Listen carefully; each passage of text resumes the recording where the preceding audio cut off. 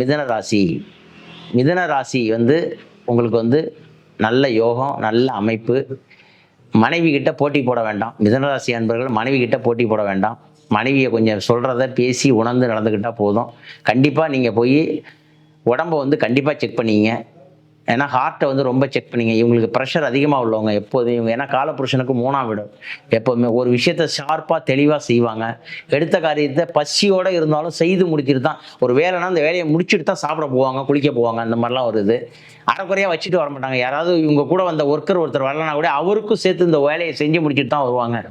இந்த ஆடி மாதோடைய கிரக நிலை வந்து மிதுன ராசிக்கு வந்து 2ஆம் இடத்துக்கு போகுது. குடும்ப வீட்டுக்கு போகிறதுனால நல்ல ஒரு அனுகூலம், ஏற்றமான நாள்.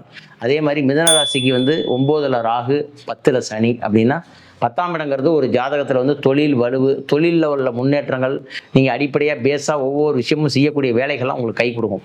நான் 2.5 வருஷத்துக்கு மிதனராசிக்காரங்களுக்கு வந்து நீங்கள் பயப்பட வேண்டியதில்லை. 9ல் ராகு, 10ல் சனி. அதே மாதிரி மிதனத்தில் குரு. அடுத்த வருஷம் குரு பயிற்சி. கடகத்துக்கு குரு போகிறப்பலாம் இன்னும் சேஃபாக ஆகிடுங்க. கல்யாணம் ஆகாதவங்களாம் கல்யாணம் முடிஞ்சிடும். இப்போ வரன் பார்த்துட்டு இருக்கவங்களாம் கண்டிப்பாக வர்ற சித்திரையில் வரன் முடிஞ்சிடும்.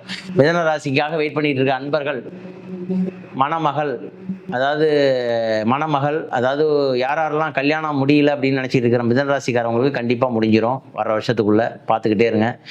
திருமணமாகி என்னுடைய வாழ்க்கையில் ரொம்ப தொந்தரவாக இருக்குது சார், என்ன பிரச்சனையாக இருக்குது எங்கள் கணவன் மனைவி. ஏன்னா இவங்களோட ஷார்ப் மைண்டு. மிதனராசிக்காரங்க ஷார்ப் மைண்ட், டக்குன்னு சொல்லுவாங்க. அது மனைவியால் எடுபட முடியாது அவங்கள்ட்ட. அதனால தான் மனைவியிட்ட கோபப்பட வேணாம்னு சொன்னேன். அதனால் அவங்கெல்லாம் என்ன செய்யணும்னு சொன்னால்,